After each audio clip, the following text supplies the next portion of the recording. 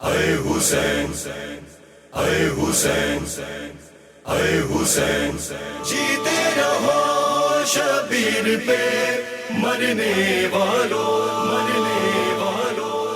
ہمیں حسین منانے والے آباد رہے حسین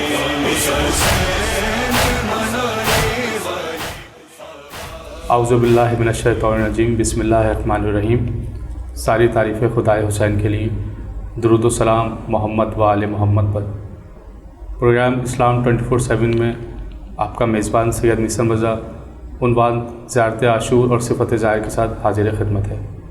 اس گفتگو میں ہمارے ساتھ دے رہے ہیں حجت الاسلام ریسرچ اسکالر آغا سید زیغم علی رضوی صاحب. ہم بہت ممنون و مشکور ہیں آغا آپ کے کہ آپ نے اتنے مصروف ترین دنوں میں ہمیں ٹائم دیا. آغا ایک سوال جو میں شروع میں ہی آپ سے کر لینا چاہوں گا کہ یہ ابھی جشن آزادی کے دن چل رہے ہیں. 14 اگست آ رہی ہے اور 14 اگست آئی انہیں ایام اعزاء میں ہے. لیکن ایام اعزاء ہمارے لیے بہت اہم ہیں جبکہ جشن آزادی ہے اور 14 اگست کے دن آ رہے ہیں. تو ہم یہ جشن آزادی یا اس جشن کو کیسے منائیں جبکہ یہ وہ غم ہے جس غم کو ہم بڑی خوشی سے اہتمام کرتے ہیں. اس حوالے سے تھوڑا سا بیان کریں کہ ہمارے ناظرین کو بھی. اعوذ باللہ من الشیطان الرجیم. بسم اللہ الرحمن الرحیم. الحمد للہ والصلاة والسلام علی اہلہا. الحمد للہ الذی جعلنا من المتمسکین بالقرآن الکریم و بولایت امیر المومنین و ائمۃ المعصومین علیہم السلام. اما بعد. جی ہاں، آپ نے بالکل صحیح جانب اشارہ فرمایا کہ جن ایام سے ہم ابھی گزرے ہیں ان میں پاکستان ملک خدا داد کا یوم آزادی بھی آیا اور ہم نے یہ یوم آزادی لباس عزا پہن کر منایا ہے. دیکھیے، یوم آزادی کے اندر جو روح چھپی ہے اور وہ یہ کہ ہر طرح کے طاغوت سے آزادی. سبحان اللہ. خود یہ ایام جن مطالب کا تقاضا کرتے ہیں کہ جن کو بیان ہونا چاہیے وہ یہی ہے کہ مولا حسین علیہ الصلوۃ والسلام نے لوگوں کے بارے میں یوں کہا کہ الناس عبید الدنیا. صحیح. لوگ دنیا کے بندے ہیں. عبید جمع ہے اور غلام ہیں، دنیا کے غلام ہیں. وَدِينٌ لَعِقٌ عَلَىٰ أَلْسِنَتِهِمْ. اور دین جو ہے وہ ان کی زبانوں پہ چٹنی کی مانند ہے. یعنی جب تک اس چٹنی کا چٹخارا ان کی زبانوں پر ہے تب تک ان کو اچھا لگتا ہے اور جیسے ہی اس میں کچھ کڑواہٹ محسوس ہوتی ہے تو اس کو تھونک دیتے ہیں. یعنی دین کو تو یعنی دین کو بس اتنا لیتے ہیں کہ جس سے ان کی دنیا بن جائے. صحیح. اس سے زیادہ اور کچھ نہیں. دوسری طرف ہم یہ دیکھتے ہیں کہ خود مولا حسین علیہ الصلوۃ والسلام کے بے پناہ القابات ہیں. ان القابات کے اوپر اگر نظر کی جائے تو ان میں سے ایک اہم ترین لقب اور خاص ان دنوں کے مطابقت رکھتا ہوا لقب ابو الاحرار ہے. ابو الاحرار یعنی حریت پسندوں کے باپ. سبحان اللہ. یعنی کہ اس جہان میں ہر وہ ذہن کہ جو کہ کسی کی غلامی قبول نہیں کرتا اس کے باپ کا نام حسین ابن علی ابن ابی طالب ہے. کیا کہنے. سبحان اللہ. اسی لیے مولا حسین علیہ السلام نے بھی یزیدی لشکر کو مخاطب کرتے ہوئے ایک مقام پر یوں بھی کہا ہے کہ تمہیں کیا ہو گیا ہے. یعنی اللہ نے تمہیں آزاد پیدا کیا ہے، تم کیوں کسی کے غلام ہو رہے. یعنی کہ تم محکوم ہو، وہ اپنے آپ کو لاکھ آزاد سمجھ رہے ہوں، وہ سمجھ رہے ہوں کہ ہم تو سپاہی ہیں، ہم یوں ہیں، اور ہم اس شہر میں رہتے ہیں اور یہ ہمارا ملک ہے، کہنے کو وہ یہ کہہ سکتے ہیں، لیکن امام حسین علیہ السلام کی نظر میں وہ غلام تھے، اس لیے کہ وہ ہر وہ طاقت کہ جو کہ خدا کے مقابل آ رہی ہے اصلاً انسانوں کو اغوا کر رہی ہے۔ اچھا، اغویتنی، اغوی کا مطلب کہ اس کی راہ سے ہٹانے والی۔ یہی وجہ ہے کہ خدا بھی ان کا ولی ہے کہ جو لوگوں کو ایمان کے بعد ظلمات سے نکال کر نور کی طرف لے آیا۔ اللہ ولی والذین آمنوا یخرجہم من الظلمات الی النور، صحیح، یعنی وہ لوگ کہ جو ظلمات سے نکل کر نور کی طرف آ گئے، صحیح، تو یہ خود ان کی ظلمات سے آزادی ہے۔ اللہ ان کا ولی ہے، اللہ ان کا ولی ہے، تو خدا ان کا ولی ہے، اور ان کی آزادی کا بیان گویا اس آیت کے اندر ہو رہا ہے۔ صحیح، تو ہر وہ شخص کے جو طاغوت سے آزاد ہو کر خدا کی ولایت میں آ رہا ہے، تو یقیناً وہ روز اس کے لیے یوم آزادی ہے، اس دن اس نے جشن منانا ہے، سبحان اللہ، اور اس انداز سے جشن منانا ہے کہ وہ خدا کی تسبیح کرے، خدا کی حمد کرے، اور سب سے بڑھ کر یہ کہ اس نعمت پر شکر نعمت کرے کہ پروردگار نے اسے آزاد پیدا کیا ہے اور طاغوت کی غلامی سے نکال لیا۔ سبحان اللہ، انبیاء علیہم السلام کو اللہ تعالیٰ نے مبعوث فرمایا، اس کی وجہ بھی یہی ہے کہ وہ لوگوں کو طاغوت سے بچائیں اور خدا کی طرف لے کر آئیں۔ انبیاء علیہم السلام کے بھیجے جانے کا مقصد جو ایک قرآن کریم میں بیان ہوا، وہ یہی بیان ہوا کہ وہ لوگوں کو ایک خدا کی عبادت کرنے کی دعوت دیں اور انہیں طاغوت سے اجتناب کا کہیں۔ فاجتنبوا الطاغوت، طاغوت سے اجتناب کرو، ٹھیک۔ لیقوم الناس بالقسط، ایک دوسرے مقام کے اوپر علت یوں بیان ہوئی تاکہ لوگوں میں عدل قائم کر دیں، یعنی خدا کا نظام قائم کر دیں۔ خدا کا نظام قائم ہونا عدل ہے، ایک معاشرے کا حق یہ ہے کہ اس میں خدا کا نظام رائج ہو، اور جو کوئی اس خطے میں خدا کے نظام کے مقابلے پر بنایا گیا، جعل کیا گیا کوئی نظام لانا چاہے تو وہ طاغوت ہے۔ صحیح، ہر زمانے میں، چاہے وہ فرعون کی صورت میں ظاہر ہو، چاہے وہ نمرود کی صورت میں ظاہر ہو، یا چاہے 61 ہجری میں یزید ملعون کی صورت میں ظاہر ہو، وہ طاغوت ہے۔ تو امام حسین علیہ السلام کی جنگ اصلاً کسی شخص سے نہیں ہے، کربلا فقط 2 اشخاص کے مقابلے پر آ جانے کا دن نہیں ہے، بلکہ کربلا وہی 2 نظریات کے درمیان اس ٹکراؤ کا دن ہے کہ جو کہ ازل سے ہے۔ جیسے کہ ہم نے اس دور میں فرعون اور موسیٰ علیہ السلام کو دیکھا، ادھر فرعون ملعون ہے، ادھر موسیٰ علیہ السلام ہے، ادھر نمرود ملعون ہے تو ادھر حضرت ابراہیم علیہ السلام ہے۔ بس اسی سلسلے کی ایک کڑی ہمیں 61 ہجری میں بھی نظر آ جاتی ہے کہ ادھر یزید ملعون ہے تو ادھر عالی مقام امام حسین علیہ السلام ہے، جو کہ نمائندگی کر رہے ہیں انبیاء علیہم السلام کے اس کارہائے نبوت کی کہ جس طریقے سے کہ انہوں نے اجتناب کروایا طاغوت سے۔ تو آج کے دور کا طاغوت یزید کی صورت میں ہے، امام حسین علیہ السلام یہی فرما رہے ہیں، مثلی لا یبایع مثلا، مجھ جیسا اس جیسے کی بیعت نہیں کر سکتا۔ یعنی دیکھا جائے کہ آزادی کی طرف لائے مولا حسین، غلامی سے آزادی کی طرف، طاغوت کی غلامی سے کھینچ کر آزادی کی طرف لے آئے، نہ صرف ان کے جسموں کو بلکہ ان کی روحوں کو آزاد کرا دیا، اور جو روحوں کو آزاد کرانا ہے یہی اصلاً معنوی آزادی ہے، جو ہمیں اس جشن آزادی کے موقع کے اوپر اس ہفتے میں ان جو تقاریب مختلف مقامات کے اوپر منعقد ہو رہی ہیں، ان میں یہ سوچنا ہے کہ کیا واقعتاً ہم آزاد ہو گئے ہیں؟ کیا یہ وہی آزادی ہے، معنوی آزادی، کہ جس کی طرف ہمیں سید الشہداء دیکھنا چاہتے ہیں، جس کی طرف ہمیں ائمہ معصومین دیکھنا چاہتے ہیں، کہ تمہاری فکر کسی کی غلام نہ ہو، تمہاری فکر الہی فکر ہو، تمہاری فکر طاغوتی فکر نہ ہو۔ اگر طاغوت نے تمہاری فکر پر تسلط کیا ہوا ہے تو اس کا مطلب تم آزاد ہو کر بھی غلام ہو۔ سبحان اللہ، کیا بہترین میسیج آپ نے دیا کہ جشن آزادی اگر منانا ہے تو کیسے منانا ہے، کہ ہمیں آزادی کی طرف اپنی سوچ کو لے کے جانا ہے۔ اگر میں گفتگو کو یہیں پہ روکنا چاہوں گا، ہمارا ایک وقفے کا وقت ہو جاتا ہے۔ ناظرین، وقفے کے بعد ہم دوبارہ حاضر ہوں گے اور آغا سے اپنی گفتگو کا آغاز یہیں سے کریں گے. السلام علیکم. ہمیں حسین منانے والے آباد رہے. ہمیں حسین منانے والے. السلام علیکم ناظرین. وقفے کے بعد ہم دوبارہ حاضر ہیں. آغا بہت خوب آپ نے جشن آزادی کے جو ایام چل رہے ہیں اس کے حساب سے میسیج دیا کہ کس طرح سے عزادار ان ایام میں جشن آزادی منائیں. ہم دوبارہ اپنے ٹاپک کی طرف آتے ہیں. زیارت عاشور اور صفت ظاہر کے اعتبار سے جو عنوان ہمارا ہے.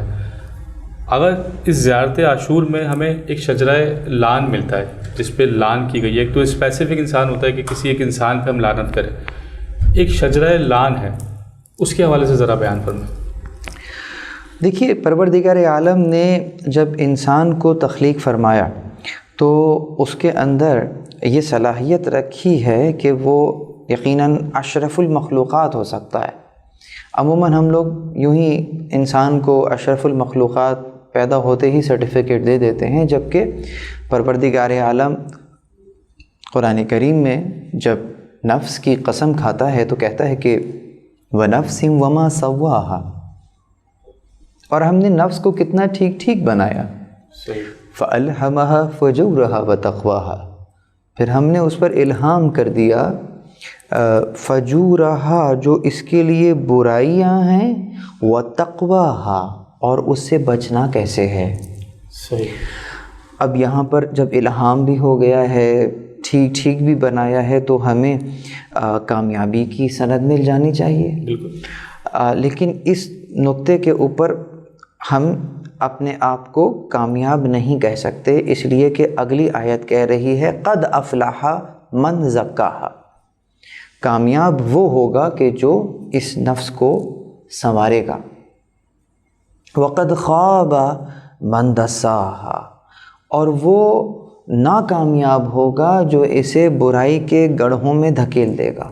صحیح. اس کا مطلب یہ ہے کہ پروردگار عالم نے تزکیے کی طرف اشارہ فرمایا ہے. تزکیہ زکا سے ہے, یعنی بڑھائے گا, بلند کرے گا, ویٹیج میں اس کی حیثیت بلند ہو جائے گی. تو یہ اس کی حیثیت بلند ہوتے ہوتے کہاں تک جائے گی, اس کی کوئی حد نہیں ہے. یقیناً اشرف ہے, اشرف المخلوقات ہے. جہاں تک یہ چاہتا ہے, جہاں پروردگار دیکھنا چاہتا ہے یہ وہاں تک جا سکتا ہے. کہاں دیکھنا چاہتا ہے, وہ جو علی الاعلیٰ ہے, جو علی الاعلیٰ ہے, جس کا مقام اور منزلت ہمیں معلوم نہیں, تو وہ کہاں ہمیں بلندی پہ دیکھنا چاہتا ہے. تو خود انسان اپنے اوپر غور کرے کہ اگر وہ وہاں بھی پہنچ جائے, دنا فتدلی فکان قاب قوسین او ادنی, وہاں پہنچنے کے بعد بھی اگر پروردگار کہے کہ کچھ فاصلہ رہ گیا, یہ پھر ایک بحث ہے جو کہ انشاءاللہ توجہ طلب ہے. تو اس کمال کے سفر کی کوئی انتہا نہیں ہے. تو پروردگار عالم نے وہ نظام پسند فرمایا کہ جس نظام کے تحت انسان کا یہ ارتقاء جاری و ساری رہتا ہے.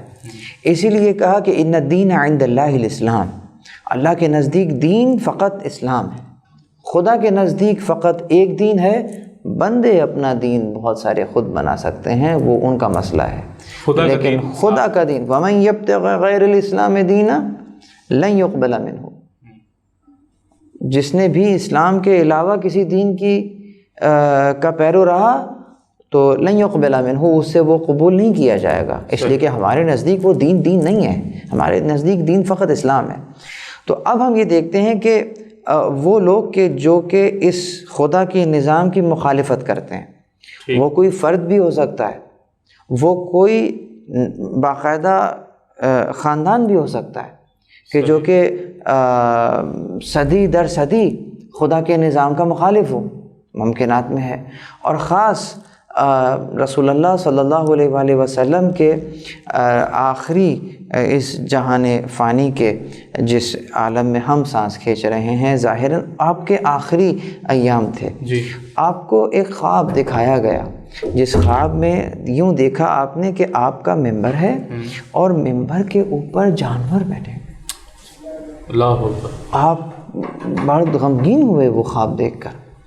تو اس خواب کی طرف سورہ مبارکہ اسراء کے اندر آیت نمبر 60 میں اشارہ بھی ہوا کہ ما جعلنا الرؤیا التي اریناک, کہ جو ہم نے تمہیں دکھایا جو ہم نے تمہیں دکھایا تھا، التی ارائنا کا، جو ہم نے تمہیں دکھایا تھا، الا وہ نہیں تھا مگر یہ فتنۃ للناس، لوگوں کے لیے فتنہ،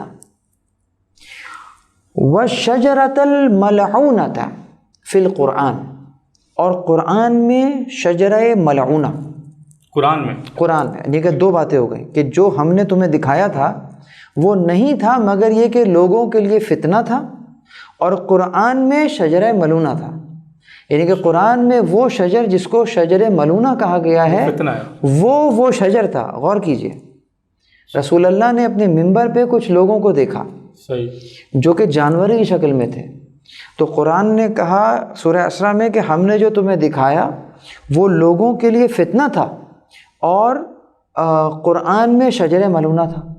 اس کا مطلب یہ ہوا کہ رسول اللہ کا منبر، وہ منبر جائے ہدایت ہے، بالکل، اور اس منبر پہ رسول اللہ کو ہونا ہے، یا رسول اللہ جیسے کو ہونا ہے، یا آل رسول کو ہونا۔ آپ نے غور فرمایا، یا تو رسول اللہ کو ہونا ہے یا رسول اللہ جیسے کو ہونا ہے، تاکہ وہ کارہائے نبوت جو رسول اللہ وہاں سے انجام دے رہے ہیں ان کو انجام دیتے رہیں۔ تو اب یہاں مفسرین نے جو تفسیر کی ہے اس آیت کی، جس کے اندر برادران میں بھی ہم اگر دیکھیں تو فخر الدین رازی بھی اس کے اوپر بیان کرتے ہیں، مستدرک الحاکم کے اندر روایت موجود ہے، مسند احمد بن حنبل کے اندر روایات موجود ہیں کہ اس سے مراد کون لوگ ہیں؟ کہا اس سے مراد وہ لوگ ہیں جو کہ محمد اور آل محمد کے دشمن ہیں، جو محمد اور آل محمد علیہ الصلاۃ والسلام سے بغض رکھتے ہیں، وہ قرآن کی نظر میں شجرہ ملعونہ ہے۔ انہی کی طرف زیارت عاشور کے اندر بھی اشارہ ہوا ہے کہ لعین ابن اللعین، لعین ابن اللعین، یہاں پر کسی کو اس کے باپ کے نام سے یاد کرنا، اور وہ بھی ملعون کے عنوان سے کہ تم بھی ملعون اور تمہارا باپ بھی ملعون۔ اسی طریقے سے اور اشارہ دیا کہ وابن آکلۃ الاکباد، اور اس کے بیٹے کے جس نے جگر چبائے ہیں، یعنی کہ اس شجرے کی طرف اشارہ کر رہے ہیں۔ خود امام محمد باقر علیہ الصلاۃ والسلام اس شجرے کی طرف اشارہ کر رہے ہیں کہ جس شجرے کی ابتدا شہداء کے چبائے ہوئے گوشت سے ہوئی ہے۔ بی بی زینب سلام اللہ علیہا نے بھی دربار یزید ملعون میں یہ جملہ کہا ہے کہ تو کیوں نہیں ہمارے قتل میں جلدی کرتا جبکہ تیرا گوشت پوست بنا ہے شہداء کے خون سے۔ بتا دیا کہ تو کس شجرے سے ہے، کس شجرے سے۔ تو یہاں پر اس میں کوئی دو رائے نہیں ہے کہ وہ خطیب اور وہ اہل منبر کہ جو کہ اہل بیت علیہم السلام سے بغض رکھتے ہیں، جنہوں نے 70 سال تک مولا علی علیہ الصلاۃ والسلام کو منبر سے گالیاں دی ہیں، یہاں تک کہ مسجد نبوی کہ جہاں پر رسول اللہ کا منبر موجود ہے اور رسول اللہ وہاں آرام فرما رہے ہیں، اسی منبر پر جمعے کے خطبات کے اندر، عیدین کے خطبات کے اندر مولا کے اوپر سب و شتم کیا جاتا تھا، اور یہ سلسلہ 70 سال تک جاری رہا۔ تو یقیناً یہ کس شجرے کا بیان ہے؟ جن لوگوں نے خلیفہ راشد مولا علی علیہ الصلاۃ والسلام کے اوپر لعن طعن کی سنت رائج کی، ان کا تعلق کس شجرے سے ہے؟ اسی شجرے سے۔ قرآن کے مطابق وہ وہی شجرہ ہے کہ گویا تم اس منبر کے تقدس کو نہ صرف پامال کر رہے ہو بلکہ لوگوں میں فتنہ ایجاد کر رہے ہو، اور تم اب بتا بھی رہو کہ تمہارا کس شجرے سے تعلق ہے۔ آیت نے یہی کہا ہے کہ وہ لوگوں کے لیے فتنہ ہے، یعنی فتنہ ہے۔ فتنے کا مطلب کیا ہوتا ہے؟ یہاں پر میں اپنے ناظرین کو فتنے کی بھی ایک ڈیفینیشن دے دوں۔ دیکھیے فتنہ کسے کہتے ہیں؟ فتنہ اگر کوئی شخص مثلا یوں کہیں کہ چھپ کر شراب پی رہا ہے، تو چھپ کر شراب پی رہا ہے، چھپ کر کوئی برائی کر رہا ہے، وہ خود جانتا ہے کہ یہ ایک برائی ہے، چھپ رہا ہے، برائی اگرچہ برائی ہے لیکن فتنہ نہیں ہے، وہ اس کا اللہ کا معاملہ ہے۔ ابھی فتنہ کب ہوگا؟ فتنہ اس وقت ہوگا کہ وہ شخص علی الاعلان منبر پر بیٹھ کر شراب خوری کرے، یہ فتنہ، اور اس کے حق میں بولنے والے درباری یہ کہیں کہ نہیں وہ خلیفۃ المسلمین ہے، اس کے لیے جائز ہے، وہ کچھ بھی کر سکتا ہے. یعنی کہ جب اس کے غلط فعل کے لیے لوگ دلیل قائم کریں اور اس کو برا نہ سمجھیں، یہ فتنہ ہے. وہی ابھی آپ نے تھوڑی دیر پہلے کہا کہ خدا کے نزدیک تو ایک ہی دین ہے، وہ دین ہے اسلام. تم اپنے دین بنا لو تو وہ اس سے کوئی مسئلہ نہیں. یقیناً. تو اگر تم اپنے طریقے سے کسی کو مقدس بنا لو تو وہ تمہارے نزدیک مقدس ہے، خدا کے نزدیک لعین ابن اللعین. سبحان اللہ. اگر بس ہمارے پاس ٹائم کی کمی ہے تھوڑی سی، آپ بس صفت کے حوالے سے جو صفت ظاہر ہے، آج آپ کون سی صفت ظاہر اپنے دیکھیے، آپ چونکہ آپ نے بات بھی انہی نظام کی ہم کر رہے تھے اور خدا کے نظام کے مقابلے پر کوئی نظام لے آئے تو اس کا مطلب یہ ہے کہ اس نے ظلم کیا. بالکل. ظلم کہتے ہی اسی کو ہیں کہ جب کسی شے کو غیر محلہ اس کی ایسی جگہ رکھ دیا جائے جو اس کی جگہ نہیں ہے، تو یہ ظلم ہے. یعنی کہ شے کو اس کے مناسب مقام پہ رکھنا عدل ہے، اور نامناسب مقام پر رکھ دینا، اس کے مقام سے ہٹا دینا، یہ ظلم ہے. تو زیارت عاشور کے اندر بھی ہم دیکھتے ہیں کہ متعدد مقامات کے اوپر ان لوگوں پر لعن کی گئی ہے. پہلے درجے میں تو انہی لوگوں پر لعن کی گئی کہ جنہوں نے خود سید الشہداء ہی کو ان کے مقام سے ہٹا دیا. یہ ظلم ہے. لعن اللہ امتا دفعتکم عن مقامکم وَأَزَالَتْكُمْ عَنْ مَرَاتِبِكُمُ الَّتِي رَتَّبَكُمُ اللَّهُ فِيهَا. اس امت پر لعن ہو کہ جس نے امام حسین علیہ السلام کو ان کے مرتبے سے ہٹا دیا اور اس مقام سے گرا دیا کہ جو کہ پروردگار نے انہیں دیا تھا. یہ ظلم ہے بہت بڑا. یہ ظلم، اس سے بڑا ظلم کیا ہوگا؟ یعنی کہ خود امام عادل کے اوپر ہی ظلم کر دیا، خود حجت زمان کے اوپر ظلم کر دیا. یہ بہت بڑا ظلم ہے. پھر اس ظلم کو جس نے سنا اور وہ اس سے راضی رہ گیا تو وہ بھی ان ظالمین کا ساتھی ہے. بالکل اسی طرح جس نے ناقہ صالح کی اونٹنی کاٹی تھی، یقیناً اس نے ظلم کیا تھا، لیکن جو لوگ اس پہ خاموش تھے وہ بھی ان کے ظلم پہ خاموش رہنے کی وجہ سے ان پہ ظالمین میں شمار ہوگا اور ان کے اوپر بھی عذاب آیا. بالکل اسی طریقے سے آپ کہہ رہے ہیں وَلَّعَنَ اللَّهُ الْمُمَحَّدِينَ لَهُمْ بِالتَّمْكِينِ مِنْ قِتَالِكُمْ. میں لعن کر رہا ہوں ان لوگوں پر کہ جنہوں نے ان کے ساتھ پہلے درجے میں تو جنگ کی، اور دوسرے درجے میں وہ لوگ کہ جنہوں نے ان جنگ کرنے والوں کو جنگ کرنے کی قوت فراہم کی، جو انہوں نے سہولت کار، جو سہولت کار ہیں. جنہوں نے، اب وہ کون کون لوگ تھے؟ وہ لوگ یہ تھے کہ جس نے عملی طور پر ان کی مدد کی، اسلحہ دیا، یا وہ لوگ تھے کہ جن کے سامنے یہ ہو رہا تھا لیکن ان کی خاموشی نے انہیں مزید جرأت دی، مزید قوت بخشی کہ ہاں ہم صحیح ہیں. وہ کہ جنہوں نے فتویٰ دیا کہ امام حسین کے قتل میں کوئی مسئلہ نہیں ہے، مباح ہے، تو یقیناً وہ مفتیان کہ جنہوں نے آپ کے قتل کا فتویٰ دیا، وہ خواص کہ جو کہ مصلحت کا شکار ہو کر خاموش ہو گئے، وہ سب کے سب قتل حسین میں شامل ہیں. سبحان اللہ آغا، بہت بہترین آغا. ٹائم ہمارے پاس بہت کم تھا آغا، اس لیے ہم اپنی اس گفتگو کو اگلے پروگرام میں رکھیں گے. ناظرین کرام، اپنے میزبان سید میسر مرزا کو اجازت دیجیے، اگلے پروگرام میں پھر آپ کے ساتھ حاضر ہوں گے. السلام علیکم. شبیر پہ مرنے والوں غم حسین منانے والے آباد